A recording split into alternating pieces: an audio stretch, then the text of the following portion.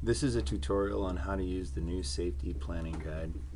First, you want to click on best practices on the intranet and search for the word planning. That will pull up the safety planning guide. Once you click on that, you can download the document or view it in the web browser, and it'll look something like this that shows you kind of our safety planning process. The first part of that process is the pre-con meeting. If you click on the safety submittal sheet, this will give you a list of documents that we're looking to get compiled by each subcontractor prior to them starting work on the job. The next section in the document is this new hazard mitigation plan. The intent here is to kind of have a high level, what we used to do as a JHA, which is basically identifying the 3 major hazards associated with each scope and reviewing that with their office and field, and talking about how we can work through the hierarchy of controls to limit those major hazards. The next section is what I'll be spending most of my time on. It's the new safety planning guide. This is something you can use for a pre-construction meeting prior to a sub showing up. It's basically an extensive list of information that you can use to ask the right questions or do your research you need beforehand to get a sub on board. So the first section of the construction planning guide is the job site setup and pre-construction guide.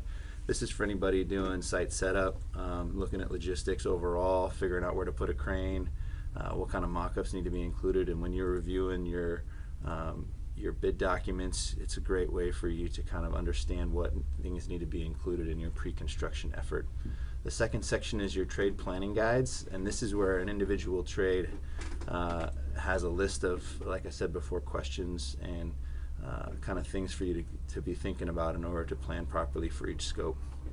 And then the last section is a few area planning guides that just show some kind of one-off random spots like lobbies and commissioning that aren't necessarily included in the above. So I'm going to tell you guys about how to access these. So first, there's 2 kinds of content. There's a read-only content, and then there's an editable content.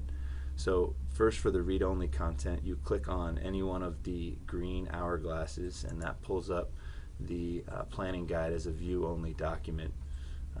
Things that you can do here is you can print and export, which we'll talk about in a second, but you can also add some content, meaning, like, let's say, for example, for this plaster scope that you have a document like this, we'll say that's an example of a plaster pump that you want other people in the company to be able to access and see. What you can do is from this planning guide, you can click on the paperclip, which pulls up a hyperlink to a Box account where we have all of the different planning guide subfolders. And once you log into Box through your company account, you can just drag and drop the documents into Box and put them in the right folder.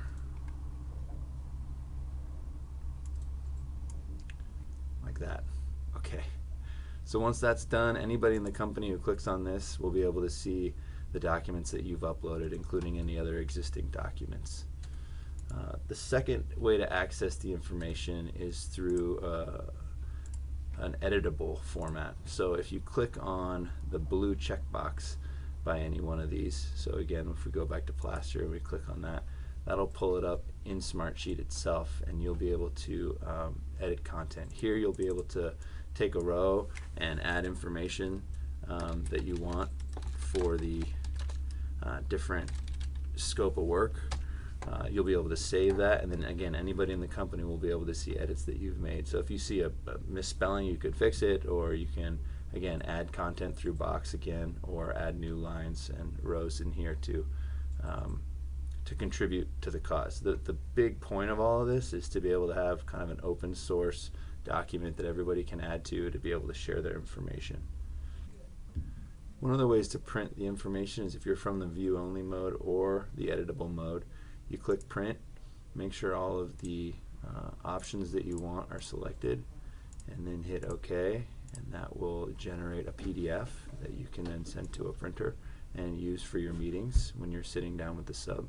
Another great way to do it is to utilize the export feature. So you click on this report actions, go to export, export to Excel, and then it'll generate an Excel document that you can edit, add columns to, make your notes in. And anything obviously you edit in Excel is not going to be transferred to the main program and seen by everyone else in the company. So you can add a checkbox column or whatever